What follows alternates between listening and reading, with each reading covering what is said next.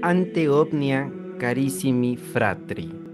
Así es como comenzaba una de las reglas más importantes que constituirá uno de los movimientos dentro de la Edad Media, que es el monacato. Ante todo, queridos hermanos, decía San Agustín, el obispo de Hipona, padre de una de las reglas más importantes. Y es que el día de hoy traigo para ustedes esta presentación sobre el monacato en la Edad Media. Sean todos ustedes bienvenidos. Me presento, mi nombre es Luis Donaldo Martínez Borja. Soy alumno de la licenciatura en Historia a Distancia por la Universidad Autónoma de Zacatecas. Y el día de hoy presento el trabajo final de la asignatura de Edad Media. Vamos a comenzar definiendo qué es el monacato. El monacato vamos a entenderlo como un movimiento espiritual. Dentro de la Edad Media hubieron muchos movimientos humanísticos, si los queremos ver así, o de orden espiritual, como la escolástica. En este caso vamos a hablar del monacato como un movimiento espiritual de renovación. ¿Por qué? Vamos a entender primero que el monacato se divide en dos, en el monacato oriental y en el monacato occidental. Cuando hablamos del monacato oriental, tenemos que centrarnos en esta parte de Oriente, Egipto, y tenemos que centrarnos en los siglos segundo, tercero, donde aparecen los anacoretas, los cenobios, los monjes basileos, los estilitas y sobre todo la tendencia ascética. El monacato oriental se va a desarrollar en la parte final de la antigüedad, mientras que el monacato occidental se va a desarrollar en la Edad Media temprana. ¿Cómo es que comienza el monacato occidental? Tenemos que entender que el padre del monacato occidental es San Benito de Nurcia. Él en el año 529 después de Cristo va a fundar en Monte Cassino su primer monasterio, el monasterio más grande y más importante de la orden benedictina. Él, al fundarlo, trae consigo toda la tradición de los padres del desierto, de San Basilio, por ejemplo, de Paconio, de Juan Casiano y sus colaciones.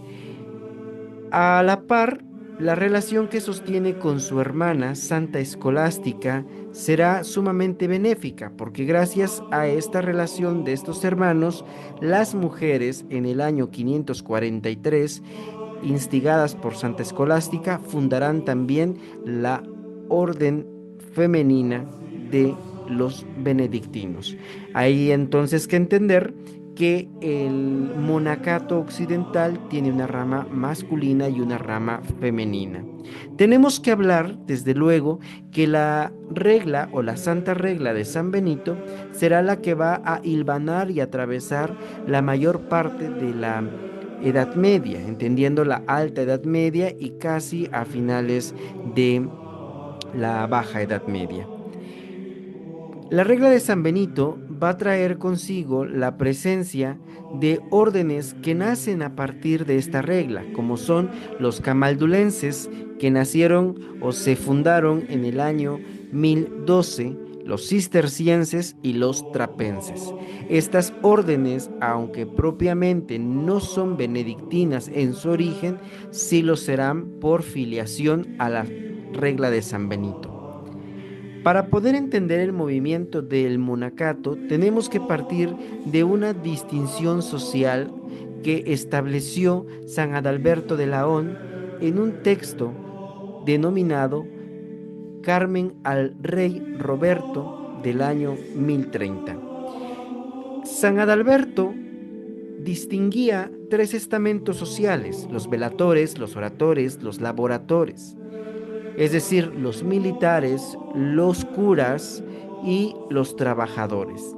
Dentro de los oradores se encontrará el clero y se va a distinguir el clero secular del clero regular.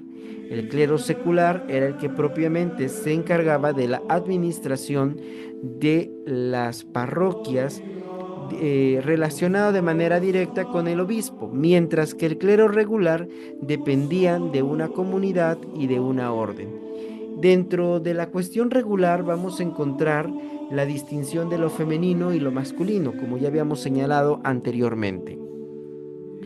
El monacato tendrá evoluciones, es decir, tendrá etapas en las cuales es importante señalar que abarcan o atraviesan la mayor parte de los siglos que constituyeron la Edad Media.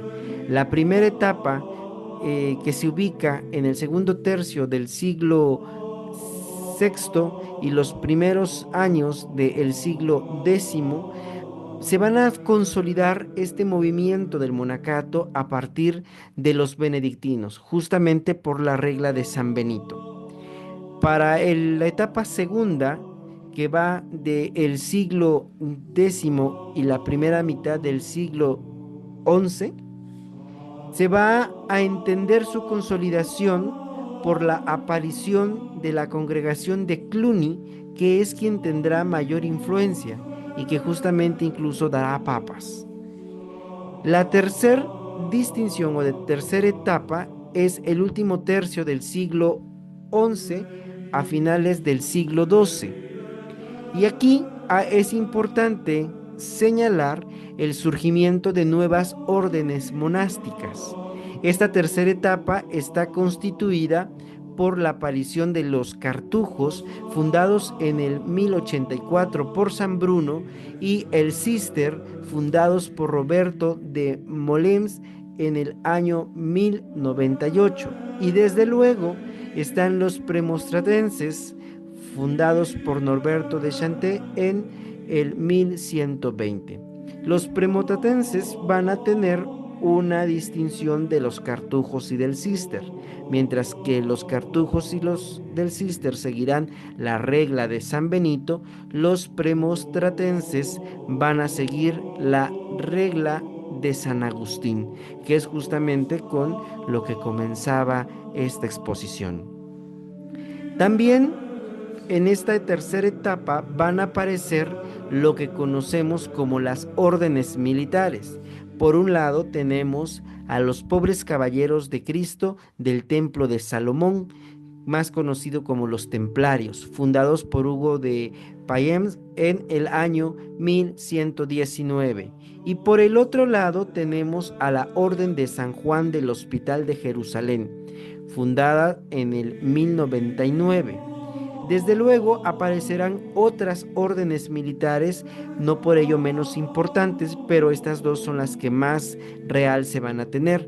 Tenemos, por ejemplo, la aparición de órdenes militares en la península ibérica, como la Orden de Alcántara en el 1156, la de Calatrava en el 1158, la de Avis en el 1166, la Orden de Santiago fundada en 1170. Tenemos que entender aquí un elemento principal, y es la aparición de este hombre, de Bernardo de Claraval, quien será el teólogo que justificará la aparición de las órdenes militares, ya que estas órdenes militares participarán también en las cruzadas. Tenemos por último la etapa cuarta, que va de principios del siglo XIII al siglo XV. Y aquí aparecen las llamadas órdenes mendicantes. El término mendicante, como su nombre lo denota, se dedicaban principalmente a pedir o a recibir limosna, a mendigar su comida bajo un sentido de pobreza absoluta. Vamos a tener dos grandes órdenes mendicantes. Por un lado tenemos la orden de los frailes menores, que está comandada o fundada por San Francisco de Asís. Y por el otro lado tenemos la orden de predicadores, fundada por Santo Domingo de Guzmán en el año de 1216. Estas dos órdenes serán las más importantes. Sin embargo, hay órdenes un tanto más menores, por decirlo así, como los agustinos recoletos, que también serán mendicantes. vamos a tener a los de la Merced, que también son de esta línea de la mendicancia. Dicho esto, tenemos que entender entonces que la vida monástica era una forma de estar en el mundo y representaba los ideales de los primeros cristianos. Esta renuncia al mundo era una renuncia absoluta, era una renuncia donde se renunciaba a sí mismo y a los bienes materiales. Las etapas de formación entre el monacato, pues las entendemos hoy en día a la luz del famoso Concilio Vaticano II, ¿no? Que es el noviciado, que es la etapa de filosofía, luego la etapa de teología, después las órdenes menores, el diaconado, el presbiterado, etcétera. Pero en la Edad Media no era así.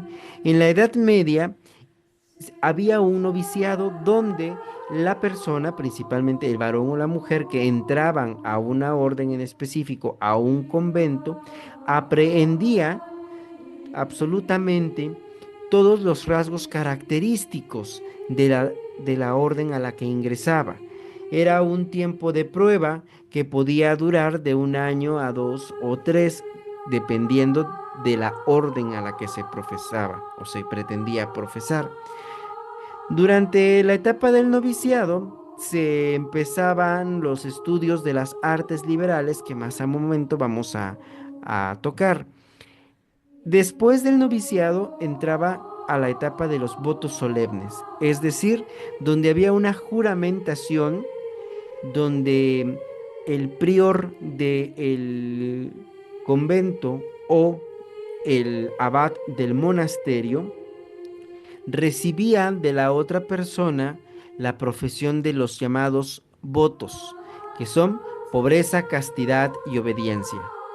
Hay aquí una relación con el sistema feudal.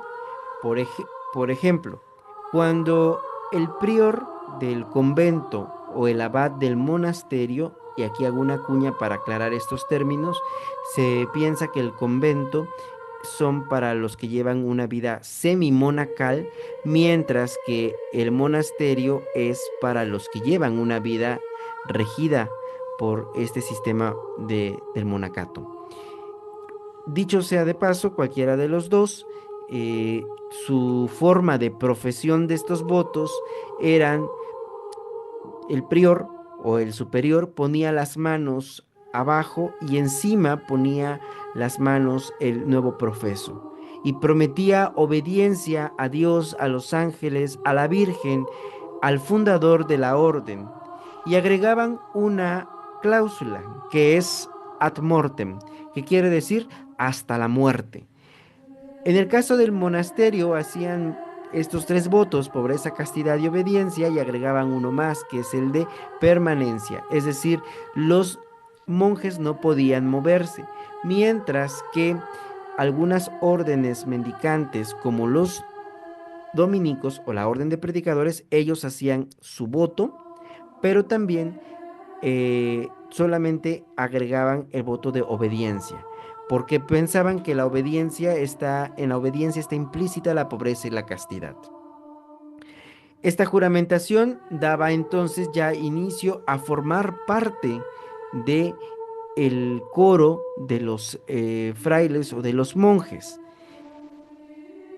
Hay que entender también que la regla de San Benito, que fue la que dije marcaba toda la Edad Media, tenía ahí una distinción del ora et labora, es decir, ora y trabaja.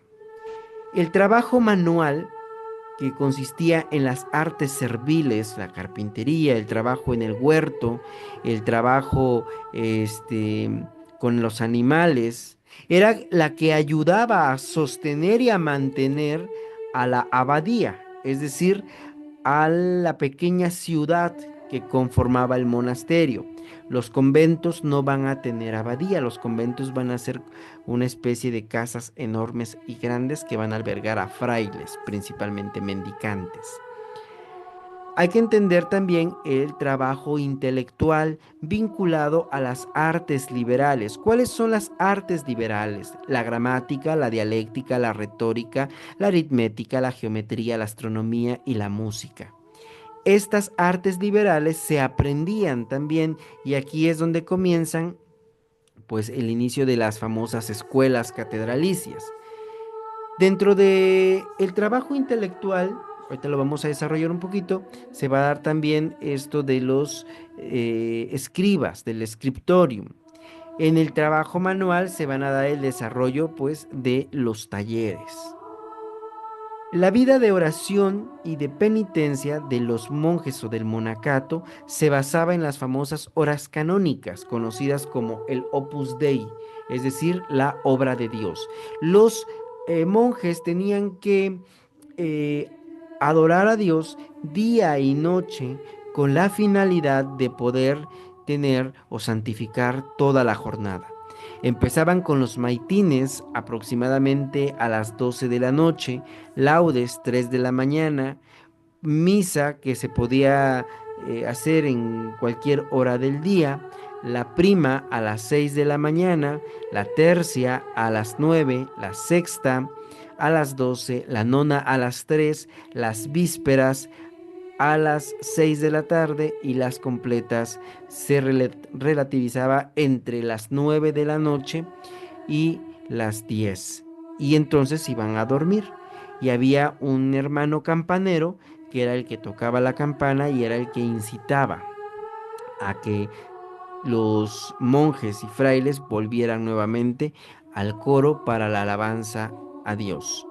Vamos a tener por otro lado la idea de la comida frugal, es decir, la comida frugal consistirá en cosas muy básicas o muy elementales, ya que evitar los placeres es una de las líneas más rígidas que va a tener el monacato. La orden de San Benito va a hablar sobre el hospedaje. El hospedaje tiene que ver con la recepción de los peregrinos. Por eso muchos de los monasterios, incluso conventos, tendrán la famosa hospedería, que será estas habitaciones donde los peregrinos pueden descansar de sus largas jornadas.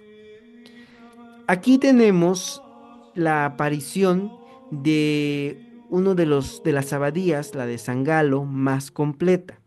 Y es que en el siglo XI vamos a tener una reforma donde el claustro, que es esto que estoy ahorita señalando, este cuadrado que aparece justamente en el centro de la hoja, estará vinculado de manera muy directa a la nave del templo. Esto fue a partir del siglo XI, porque anteriormente pues no se tenía pensado de esta manera. El claustro se encontraba en otro lado, mientras que la iglesia en otra posición. Este mapa, digo, es de una abadía que según el historiador Martín Ríos, pues nunca se llevó a cabo, pero sí se trazó con esta idea de que se construyera en algún momento. Vamos a hablar un poquito sobre monasterios, conventos y escolástica. Hay que entender, por ejemplo, la aparición de los monasterios y de los conventos fue sumamente importante porque era quienes acaparaba todo el poder cultural. Entonces aquí es donde comienzan las famosas escuelas catedralicias. Vamos a tener en cuenta que esta idea se empezó a constituir desde el Concilio de Toledo en el año 527, donde se pensaba que los sacerdotes tenían que estar mejor preparados y que tenía que haber una escuela que se encargara de formar a estos sacerdotes. Vamos a entender también que Casiodoro en el año 536 va a proponer la creación de escuelas donde se puedan especializar en las artes liberales. Las principales escuelas antes de la escolástica serán la escuela de Chartres y la escuela de San Víctor. Para la época de Carlomagno, en el año 800, vamos a tener la famosa Escuela Palatina de Aquisgrán, donde se impartían, repito, las dos ciencias, por decirlo así, que o las dos clasificaciones de estudio, mejor dicho, que es el trivium y el quadrivium, que tienen que ver con las artes liberales que mencioné anteriormente. Después, con la aparición ya de las escuelas catedralicias y el apoyo de los gobiernos, es decir, de los reyes, aparecerán las universidades como la de Bolonia, Oxford, París y Padua. Bolonia se va a especializar en derecho, mientras que París y Oxford en filosofía. Vamos a tener también que dentro de los monasterios se encuentra el escriptorium. El escriptorium es el lugar del saber, el lugar donde está el copista y el ilustrador. Anteriormente la imprenta no existía y por lo tanto el escriptorium era esta sala con grandes ventanales para aprovechar la luz del día, donde se transcribían los manuscritos a partir del pergamino y las distintas tintas hechas con minerales, tierras, plantas, animales, incluso oro y lapislázuli. Se dice que la introducción de la rúbrica del rojo en los textos pues, y del morado va a aparecer justamente en la época de Carlomagno. Vamos a entender a las mujeres en los monasterios. Entendamos aquí a dos de las grandes órdenes femeninas. Por un lado tenemos a las benedictinas y por el otro lado tenemos a las cistercienses, que son mujeres que van a seguir nuevamente la orden, la regla de San Benito y que van a vivir en comunidades. Quizá la monja después de Santa Escolástica más representativa de esta época será Santa Hildegarda de Bingen. El monacato va a tener como una reforma, que es la llamada reforma gregoriana, que va a iniciar con el Papa León IX en el 1049 y que va a terminar en el 1123. La reforma gregoriana que postulaba la vida evangélica, el retorno a la vida primitiva de la iglesia y el retorno a la vida apostólica. Las llamadas órdenes mendicantes tomarán esta reforma gregoriana y la van a asumir. Por eso es que vamos a encontrar expresiones como la que define a Santo Domingo de Guzmán, el vir evangelicus, es decir, el hombre evangélico o el hombre de vida apostólica. Se va a dar primacía a la pobreza, que es la renuncia a vivir de las rentas feudales y de la explotación de los siervos. Y esto desde luego nos va a conllevar a que en la Edad Media haya una distinción entre el monacato, que pareciera que son los ricos, y las órdenes mendicantes, que parecieran que son los pobres. Las órdenes mendicantes asumirán de los monasterios este traspaso de cultura y ellos también fundarán algunas universidades y estarán inmersos en las universidades. Solamente hay que recordar la figura de Santo Tomás de Aquino y la figura de San Buenaventura, el primero dominico y el segundo franciscano, que estuvieron en la Universidad de París. Conclusiones. El monacato representó una renovatio de la cultura y también de la espiritualidad. Se volvieron gestores y conservadores y, ¿por qué no?, promulgaron esta cultura y la heredaron a las épocas modernas. Su vida se representaba como un parteaguas en la sociedad del momento, hombres y mujeres que se aislaban del mundo para poder vivir una vida en santidad. Sin el monacato no se entiende la aparición de las universidades y desde luego las mujeres tuvieron una participación muy profunda en la creación de las y de los monasterios femeninos. Y creo que con esto llegamos a la conclusión definitiva de esta presentación, que es el monacato en la Edad Media. Les presento la biografía consultada para este trabajo. Y desde luego agradezco a la maestra Susana de la Torre Troncoso por este trabajo que nos ha permitido explorar lo que es el monacato en la Edad Media. Es un gusto haber estado con ustedes. Hasta pronto.